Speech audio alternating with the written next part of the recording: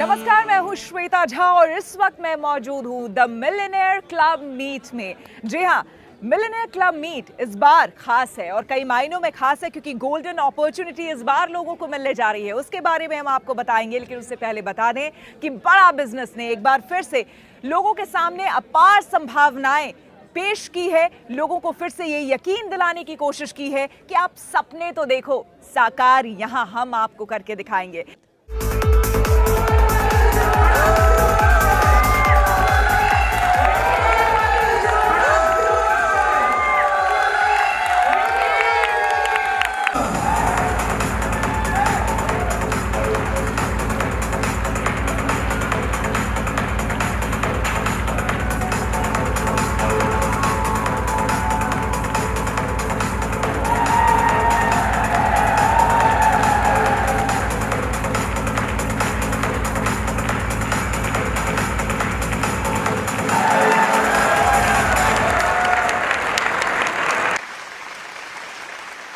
चलिए, अब हमारे बीच आ रहे हैं राजेंद्र सिंह रावत। Please welcome Rajendra Singh Rawat. ये जो विश्वास आपके अंदर जगा राजेंद्र जी मैम, आप एक लेबर के तौर पर काम करते थे। आप कहाँ के रहने वाले हैं, सबसे पहले ये बताइए। मैम हमारे भारत के अंदर ना एक बहुत प्यारा सा प्लेस है जिसको हम बोलते हैं उत्तराखंड। और उत्तराखंड के अंदर भी एक देवभूमि और उत्तराखंड के अंदर भी एक बहुत प्यारी जगह है, वो है नैनीताल। क्या बात है। और नैनीताल के अंदर भी मैम एक जगह और है जिसको हम ग्रोइंग सिटी बोलते हैं, हल्द्वानी। और हल्द्वानी से मैम 45 किलोमीटर दूर मेरा गांव पड़ता है। तो उस गांव का नाम है होराई खत्ता और किसी को नहीं पता उस गांव का नाम। और उस गांव से मैं बिलोंग करता हूं। और वहां से भी अगर हमें कहीं बाहर निकलना होता था हल्द्वानी जाने के लिए भी, तो 45 किलोमीटर दूर हमें खुद की ही गाड़ियों से निकलना होता था। तो वहां से बिलोंग करता हूं मैम। तो सबसे पहले तो ये बताइए कि परिवार में आपने जब शुरुआत की, आप कहाँ पर काम कर रहे थे और उस वक्त क्या सोच थी आपके अंदर कि पता नहीं आगे जीवन भविष्य क्या होगा? मैम 2012 की मैं बात करूँगा आपसे। तो उस वक्त मेरे पिताजी की सडनली डेथ हो गई थी। तो उसके बाद मैं उस वक्त हाई स्कूल में पढ़ाई कर रहा था और मैं फेल हो गया एक साल, क्योंकि जब पेपर थे, एग्ज़ाम थे, तो पिताजी की डेथ हो गई। तो मैं पढ़ाई नहीं कर पाया आगे। तो फिर मम्मी ने प्रेशर किया कि चलो इस बार तुम हाई स्कूल पढ़ाई कर लो। परिवार में और कौन कौन है? अभी मेरी एक मदर हैं और 2 मेरे भाई हैं। अदरवाइज़ जो पिताजी थे उनकी डेथ हो चुकी है, तो हम अभी 4 लोग ही हैं।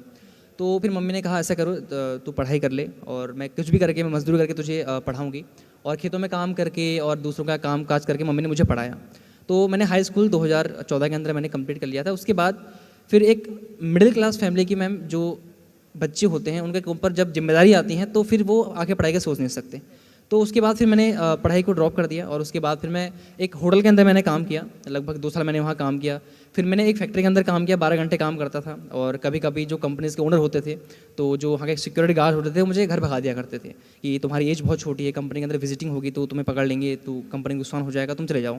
तो कभी कभी मैं घर से जंगल से होते हुए 8 किलोमीटर दूर जाया करता था और उस एरिया का नाम है सितारगंज। तो वहाँ जाता था मैं और कभी कभी मुझे वापस आना पड़ता था रिटर्न होकर। तो मतलब आप काम करने जाते थे लेकिन आपकी कम उम्र होने की वजह से आपको भेज दिया जाता था? Exactly ma'am. तो मुझे वापस भेज दिया जाता था। तो इस तरीके से फिर मैंने एक कंपनी चेंज की और उसके बाद में 1-1.5 साल बाद फिर मैं 18 साल का पूरा भी हो गया। तो फिर मैंने आधार कार्ड भी बनवा लिया। तो उसके बाद फिर मैंने लगातार 4 साल मैंने काम किया फैक्ट्री के अंदर। और 2018 के अंदर जो मेरी मदर है 2017 के अंदर, तो मेरी मम्मी आग से झुलस गई थी काफ़ी ज़्यादा। तो उसके बाद फिर उन्हें हॉस्पिटल में जब एडमिट किया गया तो 3.5 लाख रुपए से भी ज़्यादा का खर्च। और उस वक्त मेरी जो सैलरी थी वो 5300 के आसपास थी, 5300 के आसपास थी। उसमें से PF कट के उतनी मुझे मिला करती थी। अगर मैं 28 दिन पूरा जाता तो ही मुझे उतने मिलते थे। तो अब उस इंसान के लिए 3.5 लाख रुपये के ऊपर हमारे ऊपर कर्ज भी हो गया। और 2019 के अंदर फिर मैंने कंपनी जाना छोड़ दिया। पता नहीं उस समय मैं एंटरप्रेन्योरशिप की जो वीडियोस थी, विवेक सर की वीडियोस थी, काफ़ी देखा करता था, काफ़ी फॉलो करता था और सर की तरह बोलने का प्रयास करता था। मतलब आप जिस इलाके के बारे में बता रहे हैं, मुझे लगता है कि यहाँ बैठे हुए बहुत सारे लोग जानते भी नहीं होंगे। सुना है कभी नाम जहाँ से ये आते हैं? मतलब वहाँ भी डॉक्टर विवेक बिंद्रा की वीडियोस लोग देखते हैं। जी। और मैम क्या बात है भाई, ताली हो जाए। तो 2020 के अंदर जब लॉकडाउन लगने वाला था, उससे पहले ही मैंने IBC के बारे में कुछ सुना था, लेकिन मैंने उतना इंटरेस्ट शो नहीं किया था क्योंकि इन्वेस्टमेंट लगती थी। तो उसके बाद जब 2020 के अंदर ही how to start a startup का जब विवेक सर का प्रोग्राम हुआ, तो उसको मैंने अटेंड किया, वो भी पेड़ की डाल में बैठ के, क्योंकि पेड़ की डाल के ऊपर, टॉप के ऊपर मैंने जो आता था। क्या बात है, पेड़ की डाल पे बैठ करके अटेंड किया है। जी। तो मैंने उसको जो डोंगल होता है उसको मैंने ऊपर रख दिया, पेड़ में बांध के रख दिया ऊपर, और नीचे मैं डाल के बैठ के मैंने आराम से उसको अटेंड किया। लगभग 1.5-2 घंटे का वेबिनार था। तो वहाँ मुझे आईबीसी के बारे में पता चला। तो एक अंदर से एक हिट हुआ कि शायद हो सकता है मैं इसमें कुछ कर जाऊँ, क्योंकि मुझे थोड़ा सा, मैं एक ऐसा इंसान था कि मैं बैठे बैठे काम करना चाहता था, और मैं घर में बोल चुका था कि मैं कंपनी नहीं जाऊँगा, और ऑलरेडी 1.5 साल से मैं घर में बैठा हुआ था। तो फिर जब मैंने आईबीसी के बारे में सुना और जब मैंने पता किया तो काफ़ी इन्वेस्टमेंट थी, और एक 5,000 कमाने वाले इंसान के लिए मैम वो शायद 70-80 हज़ार रुपये देना वो मेरे बस की बात नहीं थी, मैं बी ऑनेस्ट बोलूँगा यहाँ पर। तो उसके बाद जब मैंने घर में मम्मी से कहा तो मम्मी ने कहा बेटा देख, ये बड़े बड़े लोगों को काम होते हैं, जिनके पैसे होते हैं वही ये कर सकते हैं। ऑलरेडी मैं कई जगहों पर पैसे फंसा चुका था पहले ही, और काफ़ी कर्ज और करवा चुका था। तो मम्मी ने कहा अब देख तू मत कर, तू कहीं कंपनी चले जा। और जब घर वालों ने काफ़ी प्रेशर किया तो मुझे लगा शायद मुझे कंपनी चले जाना चाहिए, तो फिर मैंने वो ड्रॉप कर दिया। शायद मार्च अप्रैल के बीच में वो सेशन हुआ था, तो मैंने ध्यान नहीं दिया। तो फिर मैंने जब लॉकडाउन बढ़ता गया, तो उसके बाद फिर मैंने 2020 25 दिसंबर के अंदर मैंने आईबीसी ज्वाइन किया, और वो भी मैंने अपने जो मदर थी उनकी मम्मी ने अपने जो शादी में उन्हें गहने मिले थे उनको उन्होंने सेल किया, और देन मुझे फिर आईबीसी बनाया। तो उसके बाद मैंने काम करना स्टार्ट किया मैम, और 25 दिसंबर 2020 को मैं एज अ आईबीसी बड़ा बिजनेस के अंदर एनरोल हुआ, और वहाँ से काम करना स्टार्ट किया। और आज कहाँ पर पहुँच गए? मैम आज मैं तकरीबन 2 करोड़ का बिजनेस हम कर चुके हैं, और उसी के साथ साथ यूट्यूब के ऊपर 60,000 से भी ज़्यादा लोगों को आज मैं सिखा पाता हूँ, स्किल सेट के ऊपर, माइंड सेट के ऊपर ट्रेनिंग दे पाता हूँ। 60,000 से ज़्यादा लोगों को? और आपकी उम्र क्या है? अभी मैम 23 साल, 23। 23 साल जी। 23 साल में 2 करोड़ का बिजनेस 60,000 से ज्यादा लोगों को सिखा रहे हैं, और क्या चाहिए यार? Many congratulations once again. Thank you so much. रुक करते हैं डॉक्टर विवेक बिंद्रा का, mentor and business guru. Doctor Vivek Bindra, बहुत स्वागत है आपका। धन्यवाद, थैंक यू वेरी मच। आज तक के सारे व्यूअर्स को मेरा नमस्कार। डॉक्टर बिंद्रा, आपके बारे में बहुत सुना, खास करके अभी जो हमने प्रोग्राम किया है वहां पर लोगों से। ये बताइए कि ऐसा ये मैजिक आप क्या करते हैं, ये कैसा मैजिक करते हैं कि वो इंसान, वो शख्स जिसके पास कोई इंफ्रास्ट्रक्चर नहीं है, जो बिजनेस के बारे में सही उसको तालीम नहीं है, उसके बावजूद वो इस मुकाम तक पहुंच जाता है? How it is possible? देखिए, हमारी जो इंडस्ट्री थी जब मैं इसमें ज्वाइन किया था, वो फ्रीलांसर्स की इंडस्ट्री थी, ट्रेनर्स की इंडस्ट्री थी, प्रोफेशनल्स की थी। डॉक्टर की समस्या भी यही होती है, वो जितने पेशेंट देखेगा उतना पैसा कमाएगा। लॉयर की समस्या भी यही है कि वो जितनी कोर्ट में हियरिंग करेगा उतना पैसा कमाएगा। एस्ट्रोलॉजर जितनी पत्री देखेगा, टीचर जितना पढ़ाएगा, ऐसे ही मोटिवेशनल स्पीकर या कॉर्पोरेट ट्रेनर जितने ट्रेनिंग प्रोग्राम लेगा उतना पैसा कमाएगा। बट आई थिंक मेरा इंस्पिरेशन ज़्यादा हार्वर्ड, बॉटन और लंदन स्कूल ऑफ बिजनेस में एक सब्जेक्ट आता है जिसको बोलते हैं pipe business versus platform business.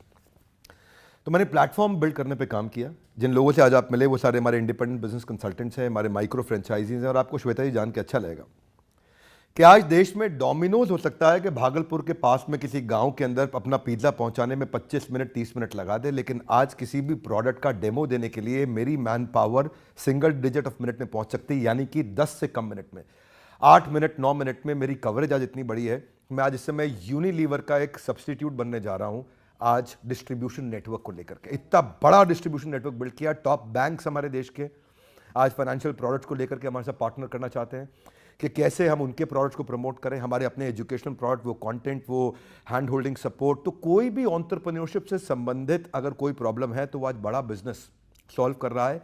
Tier 3, tier 4, tier 5 जहाँ असली भारत बसता है, जो कि इंडिया नहीं है। इंडिया केवल top 10 cities of the country है, असली भारत बहुत बड़ा है। और इस असली भारत के अंदर जो ग्रोथ रेट इस समय जो चाइना ले रहा है, उससे ज़्यादा पॉसिबल ग्रोथ रेट हमारे पास पॉसिबल है। अगर हम जो रियल इंपैक्ट आएगा वो तभी आएगा जो 100 करोड़ लोग जो पीछे कहीं छुपे हुए हैं, दबे हुए हैं, अगर हम उनको उठाएं। वही हमारा काम है। एक ऐसा प्लेटफॉर्म हमने तैयार किया। आज आप इंडिपेंडेंट बिजनेस कंसल्टेंट से मिले, मैंने इसको इतना इडियट प्रूफ मॉडल बनाया है, इतना फूल प्रूफ, जिसको फूल प्रूफ का साधारण भाषा में अर्थ हुआ कि ऐसा जो कम बुद्धि का व्यक्ति है वो भी सफल कैसे हो जाए, है ना। या जो ये आपके कोर्स में बाकायदा बताया जाता है। हम अपने कोर्सेज में, अपने हैंड होल्डिंग सपोर्ट में, अपनी टेक्नोलॉजी के माध्यम से, अपनी लीडरशिप के माध्यम से, हमारी सफलता हमारी लीडरशिप, हमारी टेक्नोलॉजी और हमारा प्लेटफॉर्म ही है, जिसके कारण आज हजारों लाखों लोग हमारे साथ में मिलकर ग्रो कर रहे हैं। तो अगर मैं आपसे अगर ये पूछूं कि एक शख्स जिसने MBA किया हो, दूसरा शख्स जिसने आपका कोर्स किया हो, वर्सेस, तो बड़ा वो सिंपल ज्यादा है, बड़ा सिंपल। मेरा काम नहीं है कि मैं अपनी तारीफ करूं। अच्छा रहेगा आप उन लोगों से मिलें, उनके टेस्टिमोनियल्स दें, उनसे जानें। हाँ, क्योंकि देखिए MBA मैंने भी किया, लेकिन मैं अपना MBA में ये समझता हूं कि जो कंसेप्चुअल जो थियोरेटिकल क्लासरूम बेस्ड अप्रोच के साथ पढ़ाया जाता है, जो वाइट बोर्ड पर पढ़ाया जाता है, वो पढ़ाई एक्चुअली एप्लीकेशन में इसलिए नहीं आ पाती क्योंकि जो प्रोफेसर आपको पढ़ा रहा है वो प्रोफेसर भी ज़्यादातर चांसेस हैं कि उसने इसीलिए प्रोफेसर बना कि उसको कोई और अच्छा काम नहीं मिला। हमारे देश के प्रोफेसर, जिनकी मैं इज्जत तो करता हूँ, पर मैं चाहता हूँ कि वो ग्रो करें, क्योंकि उनकी जो थियोरेटिकल पढ़ाई है वो एग्जीक्यूशन में मदद नहीं कर पाती। तो MBA की पढ़ाई किससे होनी चाहिए? देखिए, अगर आप डॉक्टर्स को देखें ना, तो उनकी क्लासरूम लर्निंग इफेक्टिव नहीं होती, उनकी बेड साइड लर्निंग इफेक्टिव होती है। यानी कि अस्पताल में बेड के साइड पे खड़े होकर वो जितना सीख सकते हैं उतनी क्लासरूम में पढ़ करके नहीं सीख सकते। ठीक उसी प्रकार बिजनेस में भी, जिसने बिजनेस किया हो, जब वो बिजनेस सिखाता हो, तो हमारे जो बिलियनियर प्रोफेसर्स हैं, जब वो आके बिजनेस सिखाते हैं, जिन्होंने खुद बिजनेस को बिल्ड किया, तो वो पढ़ाई बहुत काम की होती है। डॉक्टर बिंद्रा, आप ही की बात से यहीं से मैं आगे बढ़ाती हूँ। आपने कहा कि practical knowledge is very important, वो बहुत ज़रूरी है थ्योरेटिकल से। आप ये मुझे बताइए कि आपके जितने भी कोर्सेज हैं वो सारे ऑनलाइन हैं मोस्टली, तो उसमें प्रैक्टिकल नॉलेज तो कोई भी इंसान गेन उस समय कर नहीं रहा होता है, उसके बावजूद वो कामयाब कैसे होता है? नहीं, पहले तो खैर डिजिटल नहीं है, सब फिजिकल है, फिजिकल प्लस डिजिटल। हमारे फिजिकल इवेंट्स भी होते हैं, लोग वहाँ भी आते हैं, लेकिन ये मेरे अलावा कई लोग पूरा डिजिटल भी कर रहे हैं। मैं उनके लिए भी कहना चाहूँगा और अपने लिए भी कहना चाहूँगा कि डिजिटली भी आपके पास इंटेलिजेंस होना चाहिए कि आप कंटेंट का डिसेमिनेशन करते कैसे हैं। आप राइट एनिमेशंस देते हैं, राइट फ्रेमवर्क देते हैं, आप अगर चैट बेस्ड सपोर्ट देते हैं, कॉल बेस्ड कोच का सपोर्ट देते हैं, और अगर फिजिकल इवेंट्स भी करते हैं, आपको फ्रेमवर्क्स देने आते हैं, आपको रोल प्लेस कराने आते हैं, आपको क्वेश्चनर्स एक्सरसाइजेज आती हैं, और आप उसका फॉलोअप टाइमली ले पाते हैं, एग्जीक्यूशन फ्रेमवर्क, तो हमारा काम केवल डिजिटल नहीं है, डिजिटल से बहुत आगे है। हम लोग इस इंडस्ट्री के अंदर नंबर 1, 2, 3 नहीं है कि आज तक नंबर 1 है, लेकिन हम अपनी इंडस्ट्री में दी ओनली 1 है। दी ओनली 1 का मतलब है कि नंबर 1 पे भी हम हैं, 2 पे भी हम हैं, 3 पे भी, 4 पे भी, 5 पे भी। वो सारी रैंक हम इसीलिए होल्ड करके चलते हैं क्योंकि हम रोज कंज्यूमर के नज़दीक बैठते हैं कि इसको क्या तकलीफ आ रही है, उसकी तकलीफों को कैप्चर करते हैं, उसको प्रोडक्ट में डालते हैं, फिर तकलीफ को कैप्चर करते हैं, प्रोडक्ट में डालते हैं। ये मंथन हम लोग लगातार करते हैं कि कंज्यूमर को चाहिए क्या है। असली ऑर्गेनाइजेशन ना श्वेता जी सफल वही होती हैं जो कस्टमर के हिसाब से प्रोडक्ट बनाती हैं, अपने हिसाब से नहीं। एक बहुत बड़ा इवेंट, एक मेगा इवेंट अभी अभी आप लोगों ने देखा, जिसमें हमने इंटरव्यू किया उन लोगों को और जाना उन लोगों के बारे में जो आपने देखा कि कहाँ छोटे से कस्बे से निकलकर बड़े बड़े सपने देखने वाले लोगों ने वाकई अपने सपने आज साकार किए और पूरे किए हैं। और उन सभी का यही कहना था कि अगर उनके साथ डॉक्टर विवेक बिंद्रा नहीं होते, उनका मोटिवेशन नहीं होता, उनके कोर्सेज नहीं होते, तो शायद उनके लिए इस मंजिल को पाना मुश्किल होता, और मुश्किल ही नहीं, नामुमकिन होता।